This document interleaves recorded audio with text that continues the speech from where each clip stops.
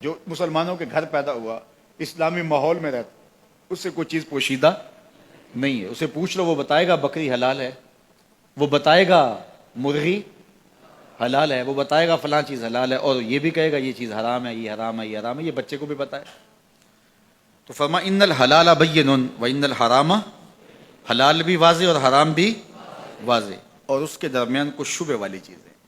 کچھ چیزیں واضح ہیں کہ یہ حلال ہے، کچھ چیزیں واضح ہیں کہ یہ، درمیان میں کچھ چیزیں ہیں کہ جس میں کوئی شبہ ہے.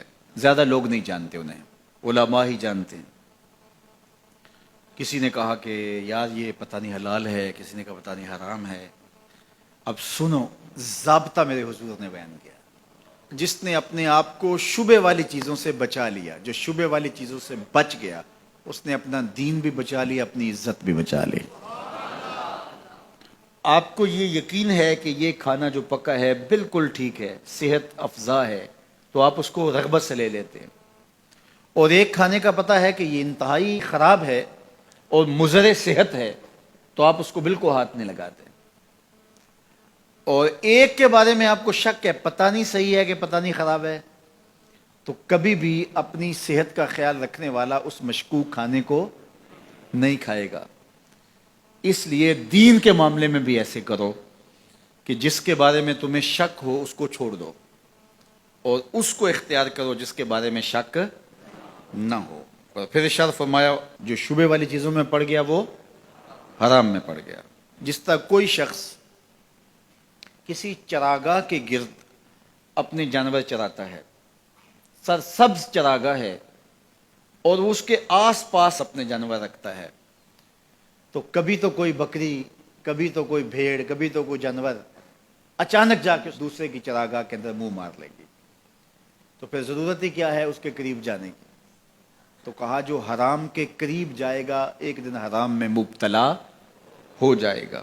ہر بادشاہ کی کوئی چراگاہ ہوتی ہے، اس نے ایک مخصوص چراگاہ رکھی ہوتی ہے، اس میں اس کے جانور چرتے ہیں، اور کسی کا جانور اس میں وہ آنے نہیں دیتا. بادشاہ کی غیرت ہوتی ہے، اس نے باڑ لگائی ہوتی ہے. لیکن اگر کوئی اس چراگاہ کو عبور کر لے تو وہ بادشاہ جو ہے وہ غیرت کی وجہ سے اس جانور کو پھر چھوڑتا نہیں ہے کہ یہ میری چراگاہ میں آیا کیوں. تو فرمایا اللہ کی چراگاہ خاص اس کی حرام کردہ چیزیں، وہ گوارا نہیں کرتا کہ کوئی حرام میں مبتلا ہو. یہ ساری کہانی بیان کی حضور نے. پھر اس کے بعد حضور نے اس کو مزید خلاصے کے طور پہ مختصراً بیان فرمایا. میرے جان و دل حضور پہ قربان، کائنات میں ایسا فصیح نہیں ہوا کوئی جیسے میرے حضور فصیح ہیں. یعنی جو حدیث نور آپ نے پڑھی، اس کا ایک ایک حرف واضح ہے، ایک ایک لفظ روشنی دے رہا ہے، اور یہ منزل نواز حدیث ہے. یہ ہماری زندگی کے اندر ہمیں خیر اور شر کی پہچان کروانے والی ہے. لیکن اس کے بعد پھر میرے حضور نے اس کو دوسرے پیرائے میں بیان کیا، اور کتنا خوبصورت انداز ہے. سن لو، انسان کے جسم کے اندر گوشت کا ایک ٹکڑا ہے، جب وہ صحیح ہو جائے تو پورا جسم صحیح ہو جاتا ہے، اور جب وہ خراب ہو جائے تو پورا جسم خراب ہو جاتا ہے. الا وہی القلب، گوشت کے اس ٹکڑے کا نام دل ہے.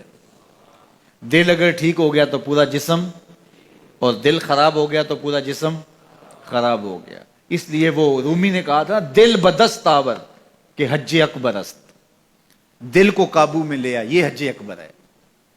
وہاں تو پھیرے کاٹے لیکن تیرا دل کہیں اور تھا، تو کہا نہیں، دل بدست آور کہ حج اکبر است، از ہزاراں کعبہ یک دل بہتر است.